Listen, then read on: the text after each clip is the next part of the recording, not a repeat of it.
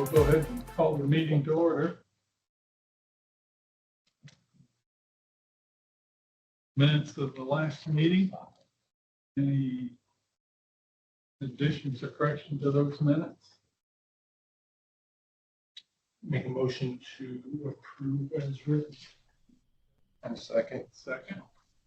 Any discussion? All those in favor, aye? Aye. Aye. Okay, we'll get on with the agenda then. The old business, you have sent you a bill from Effing Norton for the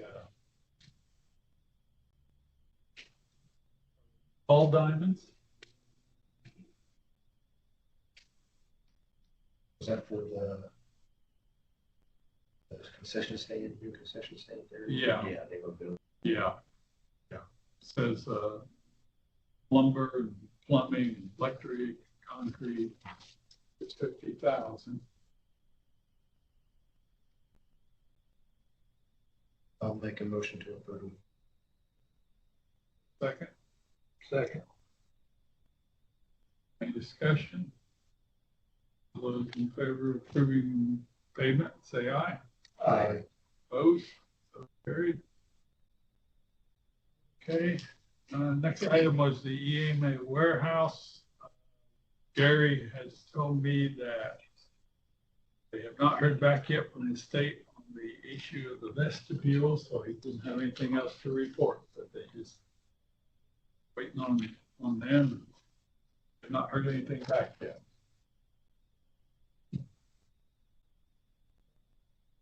Next item is the fairgrounds. Sure. Yeah. Thanks for having us tonight, guys. Jeremy Tazel, one of the county commissioners. I appreciate you having us back here this evening to discuss the fairgrounds project. I know that Dennis and Rick had given you guys a presentation at your last meeting, and I don't have a lot to add. Progress is definitely moving forward out there. We're at a place here where I've had a number of meetings with different businesses and other entities, as well as representatives from the state, to talk about this project, because the vision for this project is more than just to have a large space to have a wedding. The vision for this project is to be able to accommodate anything that we have in Southeast Indiana, not only for 4-H, for FFA, for junior leaders, but also to bring in any kind of expo or any other kind of business training that we can have here in Decatur County. We have places that need to be able to host large events where they don't have to have the same presentation over and over again because of limited capacity in different buildings. And given the 600 to 650 individuals that will be seated at tables in this facility, we will be able to accommodate that. The kitchen is going to have warming stations. It will have a 3-bay sink. It'll have counter space with all of the electrical outlets that you could possibly need. It is a caterer's kitchen. We didn't go full commercial kitchen because of the added cost and the maintenance requirements for the Ansel system that would inevitably have to happen, because if we aren't using it every single day as a true full kitchen, that would be an added cost that I don't think the benefit from that added cost, we wouldn't see it at the end of the day. You were looking at a well over $100,000 upgrade to bring in the added system for a full commercial kitchen, and that just didn't pan out. But we are going to have the ability to have full catering services at any conference or any expo, any wedding, if somebody does want to rent it for that purpose. But we want to supply anything and everything that someone will need when they come and rent the facility. So we will have the tables and chairs available. It will be included in the rental price. At our last commissioners meeting, we set that rental price at $2,500 per rental. To get to that number, what we looked at was we had Erica Gunn at Tourism go and pull data from different facilities across the state that were comparable, or as close as we could get. Because to be honest with you, there are not very many facilities in the state of Indiana that are like this, that have this size and that are new and can be as, I guess, functionable and as flexible as what this facility is going to be. And so in looking at those numbers and the amenities that are included here, we settled on the 2,500. Do I think it's worth more? Yeah, I think so. My hope, my goal here is that in 6 months, after this building has been up and running and it's been rented, that we're going to be kicking ourselves saying, man, we should have gone 25, or we should have gone 3,500, or maybe more. But we want to make sure that it gets off the ground and that we really build up momentum in that first year. So if 2,500 is the number that gets us that momentum, to get us the notoriety, not just here in Decatur County, but in surrounding communities, that's what we want to do. And so part of that, to gain that momentum, is also on the audiovisual side of it.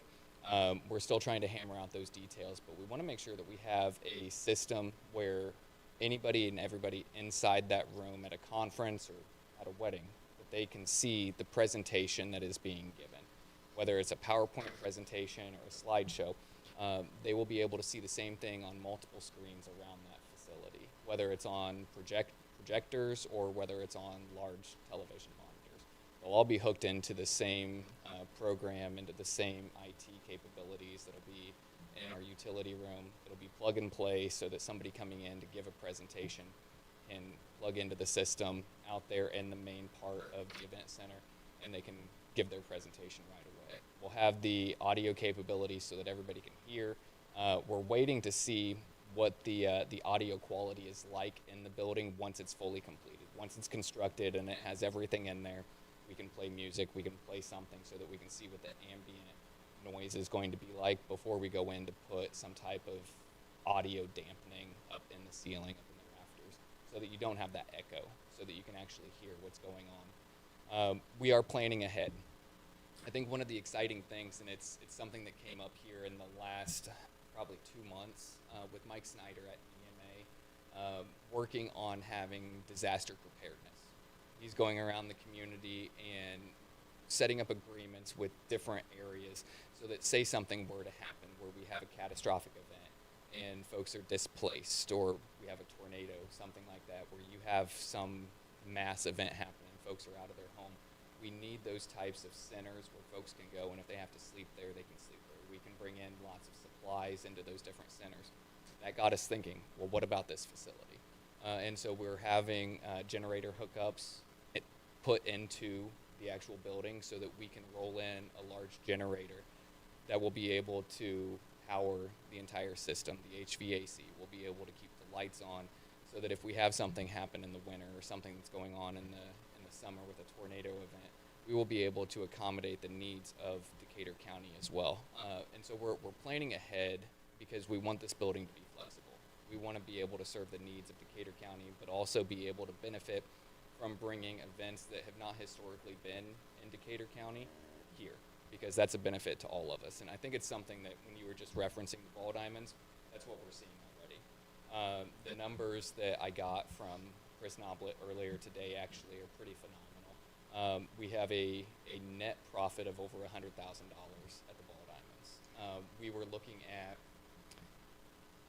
I know it was over 50,000. I think it was over 55,000 people visited Decatur County, and it was like 40 or 50% of those were from 50 miles or more from Decatur County because of the renovations that were done at the ball diamonds. That's what we can experience with this as well, because we're targeting something that we don't have. When you look at surrounding counties, it's not there. And being centrally located between Cincinnati and Indianapolis and Columbus, we're ripe to be able to host these kinds of events. I had a meeting with tourism with Erica Gunn and her board, because we need to make sure that this is marketed correctly. We want to make sure that we're truly going after these kinds of expos and conferences that this building is designed to host, that we aren't just trying to keep our business local for this type of a facility. And so talking with tourism, I think we're going to have a good solid plan on how exactly we're going to get word out this facility exists and what exactly it can do. Any questions? What are you going to do about parking? Rick, Dennis, parking. So when you're talking about an event that's going to be 600 people, nothing else can be going on at the fairgrounds at that point because of an event that's that large. So we'll be able to use the parking that's at the extension office. We'll also be able to park around the fairgrounds. There will be handicap parking that's on the west side of the new building where the extension office is going to be at. So that will be the most accessible parking. You can also park on Park Road. During our preliminary discussions before this building really got up and was getting developed, we talked about tearing down the old extension office, or the current extension office, if you will. We looked at how many spots we were going to gain there, and the loss of the building and the potential that we have there wasn't justified by the spots that we gained. There wasn't a significant enough impact for us to tear the building down, because when we look at it structurally, the building's just fine. I would hate to tear down a county asset that we can still use. I'm not saying that there doesn't need to be work done there, because there does. There does definitely need to be work done on the plumbing and on the HVAC side. Other than that, the building is fine. Structurally, it has no issues, and so I would hate to just tear that building down to create 18, 20 parking spots. So I think there's plenty of parking around the fairgrounds and on Park Road. When you look at the amount of parking and the number of people that are coming to the Ball Diamonds right now, I think we'll be able to accommodate that as well there at the fairgrounds. And on that note, the house that currently sits there at the Ball Diamonds, it's owned by the county. We're going to have that demolished, and we're going to be expanding the parking over there at the Ball Diamonds. It's going to get us a decent number of additional parking spots at the Ball Diamonds, and so that's going to make parking even closer for anything that's happening over there at the fairgrounds. Just curious. Absolutely. Yeah, and we've also discussed that, you know, if this really does go where we hope it's going to go, a lot like the Ball Diamonds. I mean, that was the discussion with the Ball Diamonds, is we wanted to see the success. Like, let's do those first 4 and let's see where this is really going, and then we'll make that decision on the back 4. Well, it took off like wildfire. And so that was a pretty quick decision. Like, yeah, we can tell this is going. We hope that this is where the fairgrounds facility is going as well. And so some of the discussions that I've had with folks is that if we need to go over and pave on the south end of the extension office where the gravel lot is at right now, we can do that. And so we can definitely accommodate additional parking, but there's a lot of possibilities there.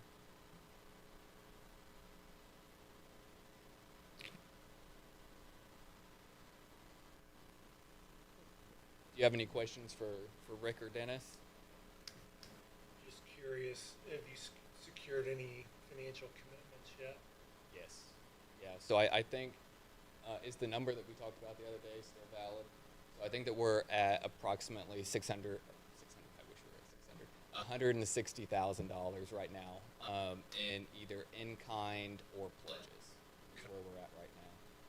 I'm confident, I think Dennis, you're confident as well, that there's a number of individuals that have not submitted their pledges, but they will be. We don't know the value of those, but I'm confident that a lot of those folks that we've talked to.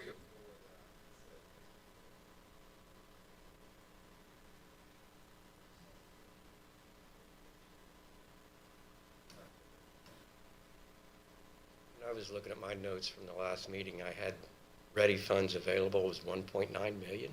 1.95 million, yes. And you're projecting the building's going to cost 2 million? It's over 2 million. It's roughly, I think it's just under 3 or right at $3 million. Okay. And you're wanting to raise 800,000. Correct. Was there a half match in there somewhere? Yeah, so the way Ready works, It's a ready fund match, is that what it is? so the way this whole project works is $4 million. It was originally supposed to be $2 million from the state through Ready, and then it was going to be $2 million local. Well, we got word from Ready earlier this year that each project in our Ready area, which is Shelbyville, Shelby County, Rushville, Rush County, Greensburg, Decatur County, and then the city of Batesville, we all had to cut $50,000 off of the Ready portion. So that's how it went from 2 million to 1.95 for the Ready money. The remaining portion of that, $800,000 through the donation campaign. Now that donation campaign can either be through monetary donations or in-kind donations. So if there's somebody that's doing work or they have some type of asset that can be used in the building, then they can give that. And if it's, say it's $100 piece of equipment that can be used in, They give us a bill for what it would have cost, and then the bill that they're charging us zero for it, that's how the in-kind donations are tracked. And so we have seen some in-kind donations as well. So the other $1.2 million is from Decatur County government. We have already at this point far exceeded our $1.2 million commitment. During the building phase of this project, we are up to $2.3 million because with the state's audit of the Indiana Economic Development Corporation, that put the brakes on money being released from the IEDC, which is what Ready is under.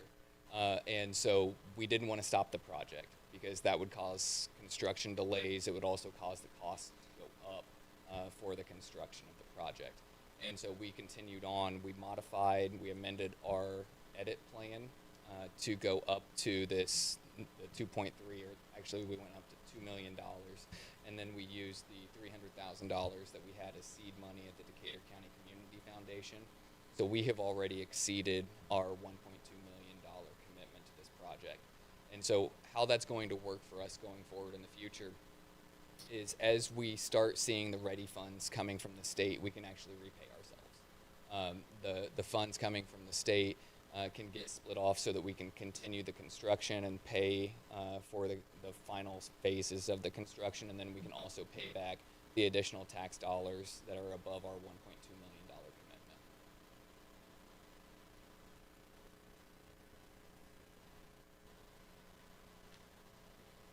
And we've had progress on Ready. We're in the next phase. I think there's only one more phase for us to go through. I've told other folks that as a private citizen, I like what they're doing because they're really looking at these projects. They're making sure that they're truly what they're being built, that they're built correctly, that the project is truly going to do what folks are saying they're going to do. From somebody that is trying to get one of these projects through, it's caused a lot of headaches because it's taken a lot of time. It's a lot slower than what it was going through the Ready 1 project, and so it's definitely caused some consternation. But I think overall, we're going to get there.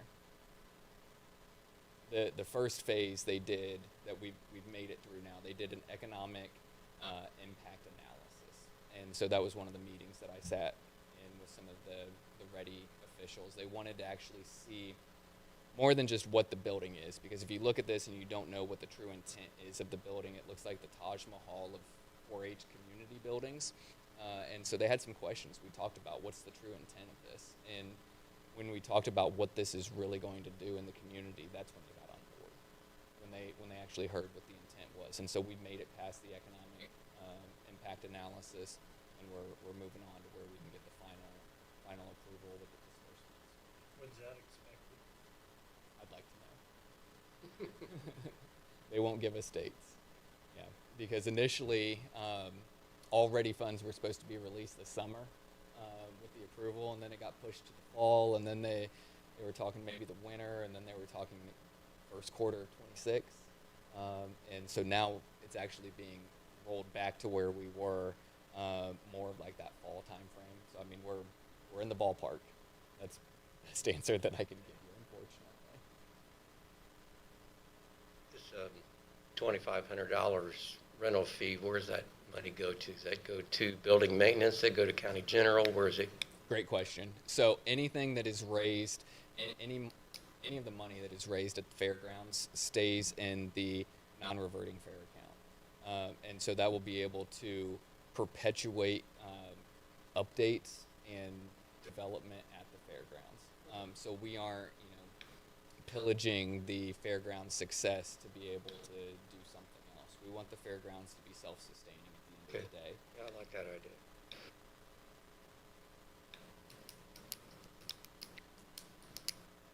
And if I recall correctly, Rick, when you guys came last month, you said up to a 5-year pledge. Yes.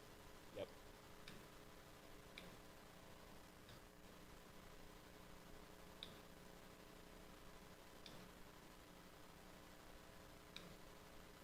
What do you want from us? I think in talking with Greg and Dennis, I think you would ask for $20,000.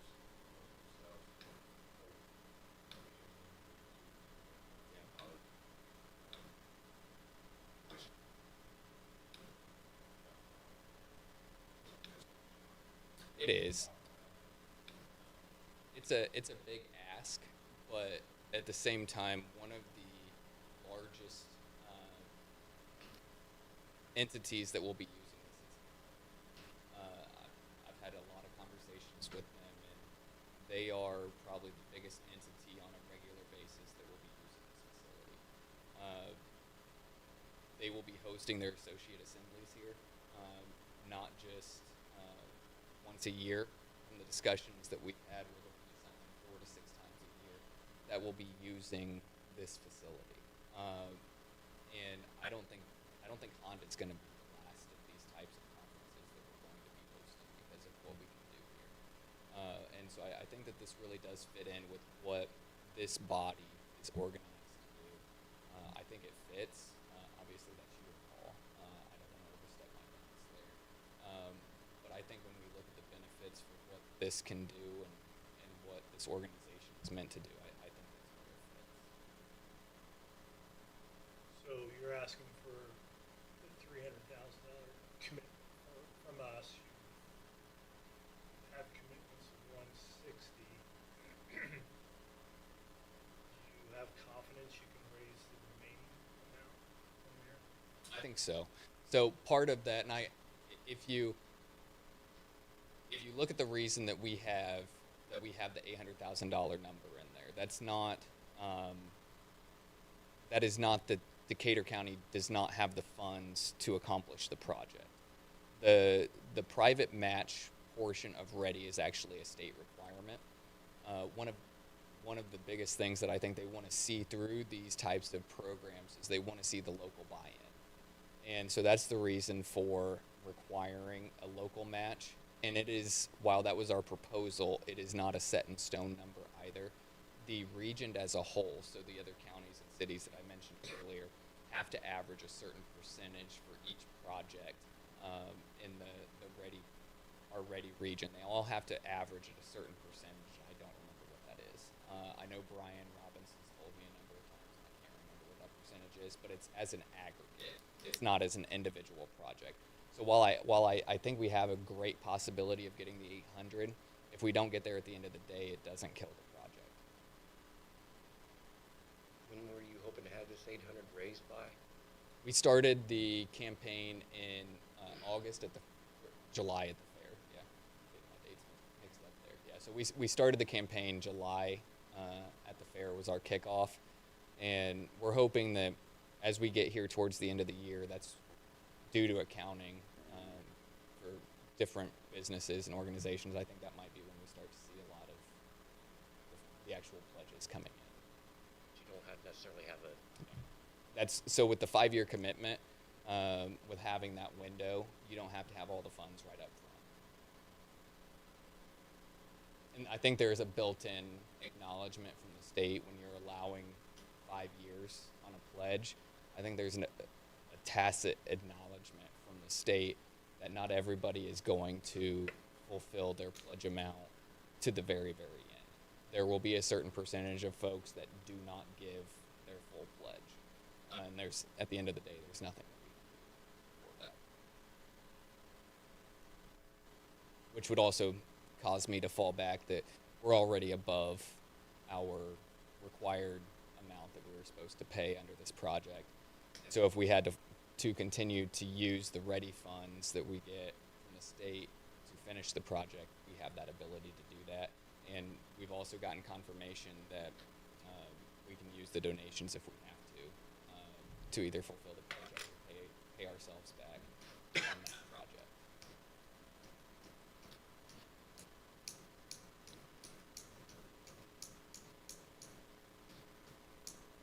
Questions? Do you want to hear more about any of the other aspects of this project? Because it is more than just the building. The building is approximately that $3 million number. The total project is $4 million. Other areas of improvement include electrical upgrades at the fairgrounds. So a lot of the electricity out there, the electrical lines out there and transformers are 40, 50 years old.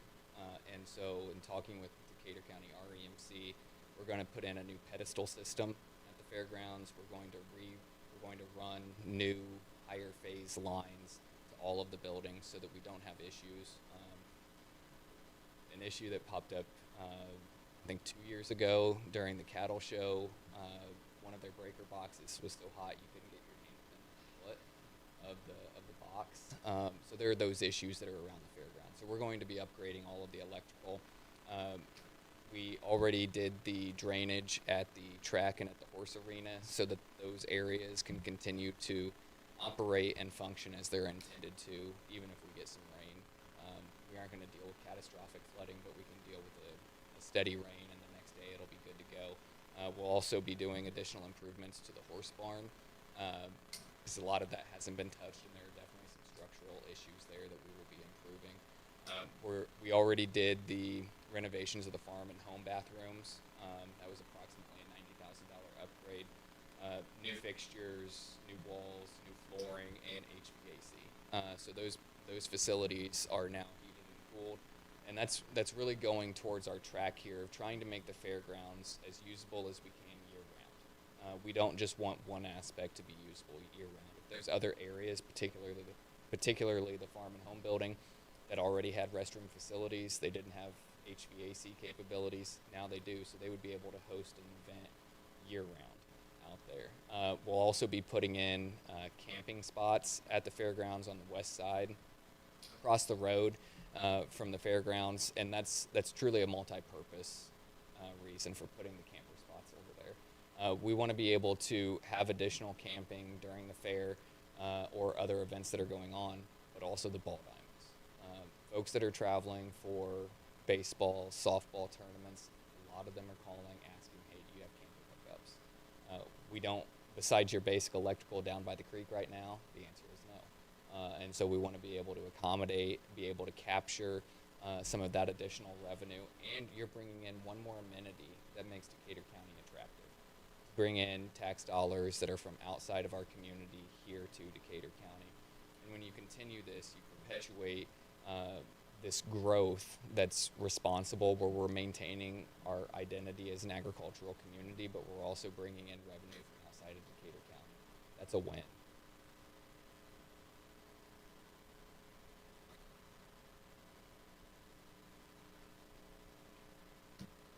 Well, I'm supportive, and I guess I will make a motion to pledge $300,000 over a total of $300,000 over a 3-year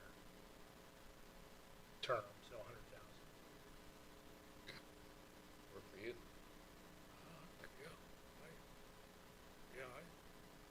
I think it's a good thing, and anything we can do to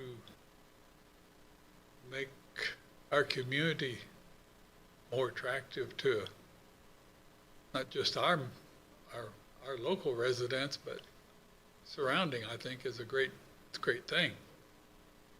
Because nothing else, they're helping to pay for it. Fantastic. Are there any other long-term projects planned for that area out there?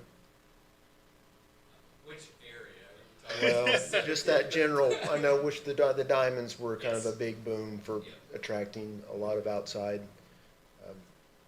activity.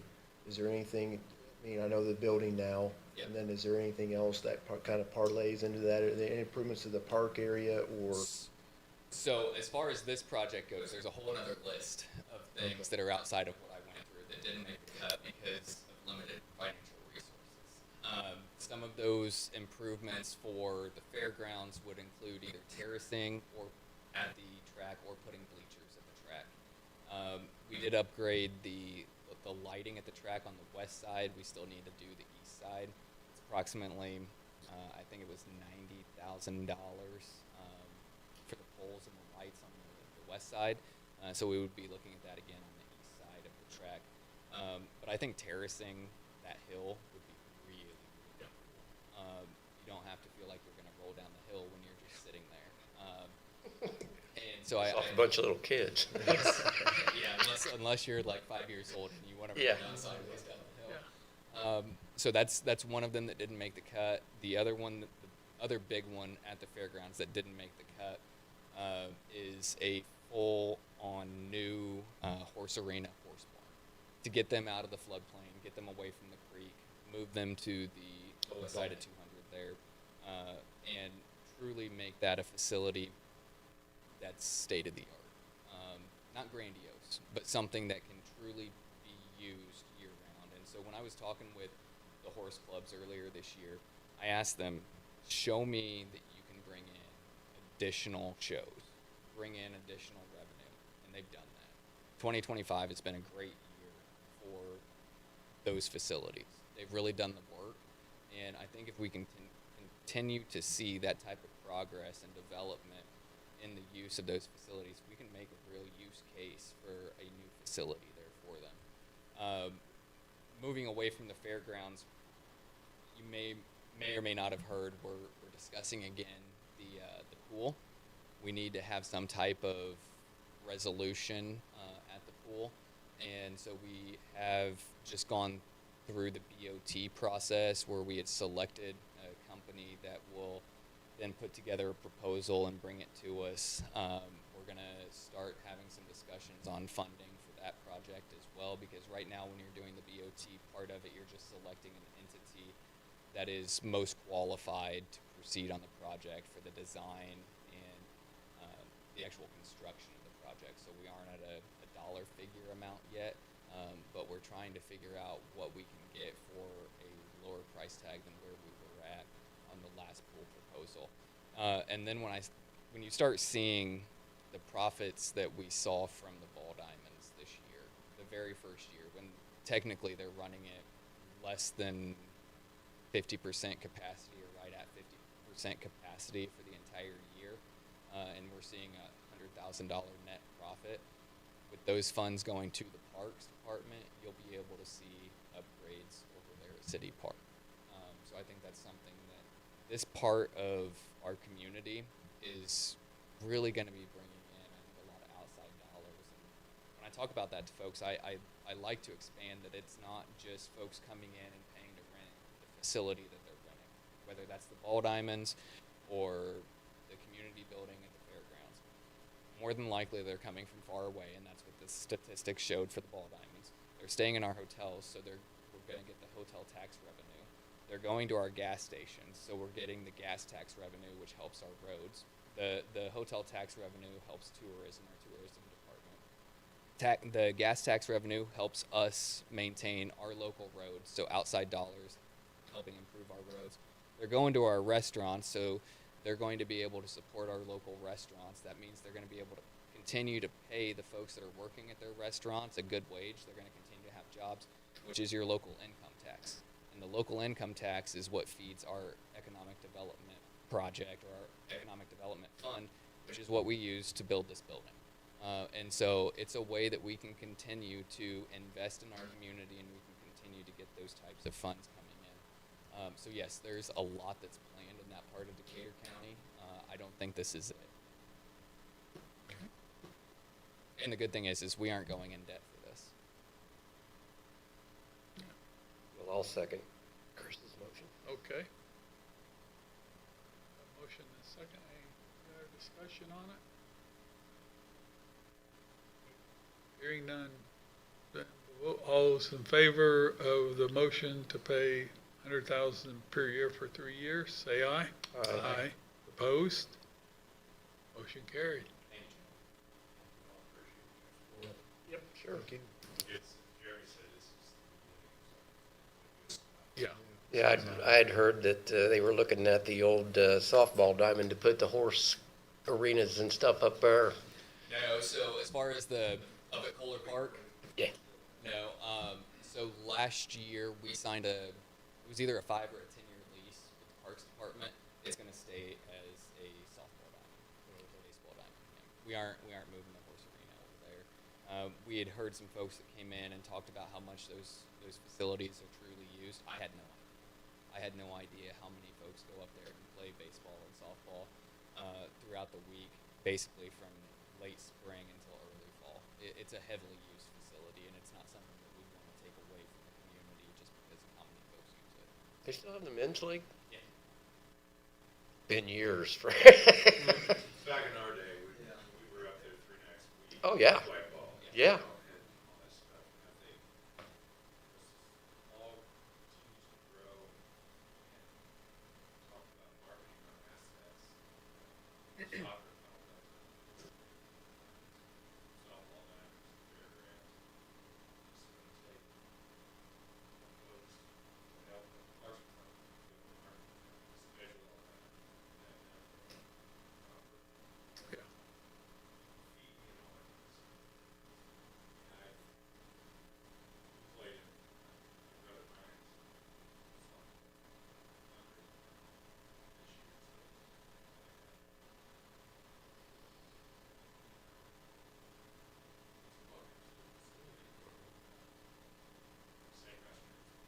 Yeah. It's just 1980, but. Yeah. But, it works and I brought some very blessed over.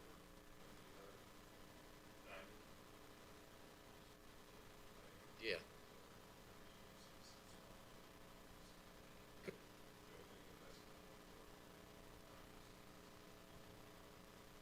Yeah, there's kids.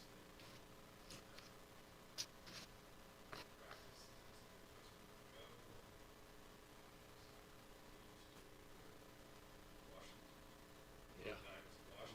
Yeah. Yeah. Okay. Thanks, guys. Yeah, thank No you. problem. Yeah, Yep. thank Have a you. good evening. Yep, you as Thank you. well. Okay. Anybody have any other old business? I couldn't think of any, so.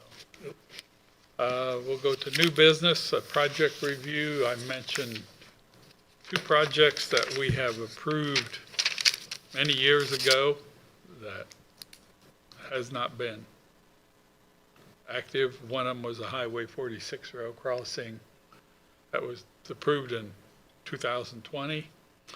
And the utilities for what was then called the Business Enterprise Park. And that was done in 2017. And that number today wouldn't come anywhere near. If something would happen, that'd be nowhere near, so. To me, it seems, and I would make a suggestion that we cancel those 2 approvals. And if somebody wants to do something with one of those projects later on, it'd be just a new Submission. new one, because it's, like I say, what we approved for the Enterprise Park 8 years ago, won't come anywhere near. Didn't Danny say at one time that the proposed business out there was supposed to pay for all infrastructure? No, yeah, this proposal, what we had was to get it from the lines that feed Honda to just the north side of the All we were doing is interstate. crossing the interstate. All we doing was crossing the interstate. After that, that's all we were doing, was just getting it on the north side of the interstate. That was it. And I don't know if you remember, but there are 3 tunnels underneath of the interstate, one of which is being used. Yeah. So,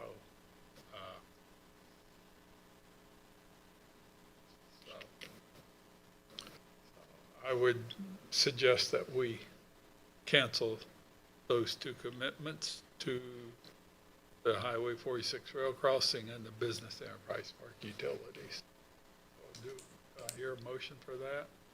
I'll make a motion for that. Is there a second? Second. Any discussion? All those in favor say aye. Aye. Opposed? So carried. Do we have an official, like, expiration for approval? No. We don't, we just No. let it run, okay. Yeah, we don't have, at least in the past, we have never put a time frame on it. Okay. Not saying we can't do that in the future, but in the past, we've never put a specific date. So then those dollars just roll back into available dollars for someone else that wants to come forward? Yeah, because it's just money we haven't spent, so Yeah. it just, It was kind of committed. It wasn't, we said, well, we can give you this amount. And if Yeah. they come back and say, well, we promised we could give this amount. yeah. But we didn't, set aside that money for that particular Yeah, reason. yeah, Okay. yeah. It was approved, but we didn't take that money and put it over here in the fund and just let it set. It just was How much did we put in there for the railroad crossing, dollar-wise? Was that 300,000. Was it 300K? 600 for the other one. So, Do we need to look at putting timeframes on some of these commitments? well, if we could, Well, I just wondered if somebody associated with these remembers that they were granted these dollars and then come back and say, we need it. I mean, I know we could say, yeah, you have to resubmit, but Yeah, well, if they knew ahead of time, yeah, hey, we're approving you for 300,000, it's good for a year, 6 Mhm. months. yeah. I'm wondering if the best way to approach that, Matt, would be with each specific request, rather than make a blanket statement, because it's hard to anticipate Sure. a timeline. So, if we get another business center park funding request, maybe at that time we just say within the motion that this commitment is good for 18 months. Or Yeah. I'm fine Yeah. with that, yeah. On the Adams Fire Department, didn't we withdraw the funds and then recommit them? I was thinking because out all the turmoil that went through out there. 'Cause We don't, I don't think we ever actually killed the commitment. We just made, We just paused them, didn't we? we Or- paused them and said, hey, until you Yeah. get this figured out. Yeah, but we did, that one meeting, we did recommit Yeah, to that just to but, bring it up to date, I Yeah. guess. so. And you're right, maybe from now on, when we we make a commitment, we set a time frame for it. I know a lot of times on projects where they're wanting matching funds for like a federal highway job, or like the Park Road Yeah, job. Back when I was still working, the city approached me for an estimate to relocate all the facilities. 6 years ago. And I told Ron May at the time, I said, how am I supposed to project costs in 6 years down the road? He said, just inflate them 33%, that should cover it. I said, all right, so I inflated them 50%, just so they had a working number to approach the state. yeah. But, I doubt if it even comes close today. yeah, but, okay. All right, well, we'll do that, and, the other item is the 2026 annual spending plan that we have to now file annually with DLGF because of whatever. The only two projects we have after these cancellations, the only two projects we have left is the EMA storage building and the Parks and Rec baseball complex. And those two remaining commitments is $492,000. And I assume both of those hopefully will be done by the end of next year. Yeah.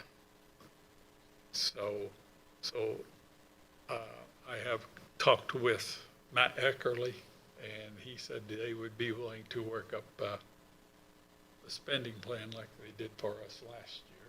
Sounds good to me. And I will tell him these are the two projects that we definitely have, plus this third one. Yeah. And tell him that's the three, and that's what we have. And I don't know if you remember, but it was really very general. Yeah. The plan he had worked up for us. And, but if that's okay, that's what I will give to him, and hopefully by, our November meeting, we'll have a spending plan to approve, and then that can be submitted to the state. Does it have to be submitted by November, or is it an earlier date?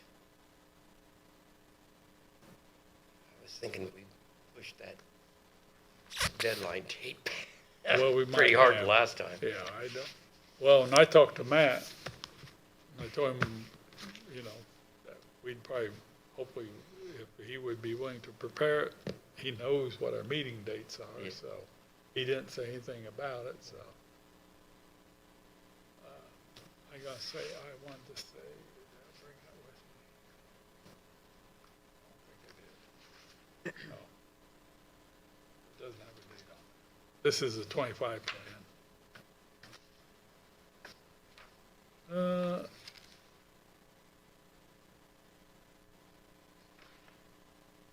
here it is. Annual spending plan. By December 1, we must submit an annual spending plan. I thought there was a deadline. Yeah, December 1. So if we approve it at our November meeting, we should, that'd be plenty of time. Sure. But it says by December 1.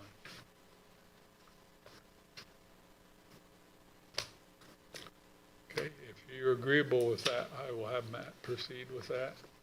Yep. What was that other thing that we kind of missed the deadline on? As far as submitting something that we had at least put on or something a little bit. What the hell was it?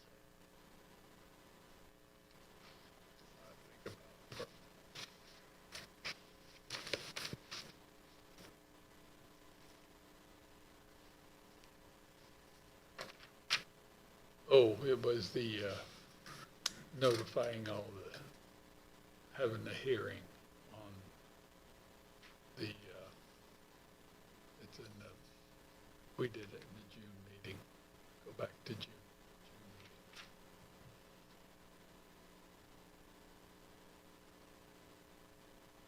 Oh, you capturing the it. access. Yeah. Yeah, I've not heard anything from that. So, and I talked and Christie did get submitted, so I've not heard anything, so I assume it's okay. Otherwise, we just won't get money next year. Yeah. Well, we still have sufficient Yeah. amount. Okay, is there any other business anybody knows of? Not next meeting, November the 19th. Okay. Be the third Wednesday. Yep. Okay with me. Okay. We'll leave it at the 19th then. Nothing else? Motion to adjourn is in order. Make a motion to adjourn. Second. All in favor, say aye. Aye. Opposed? So carried.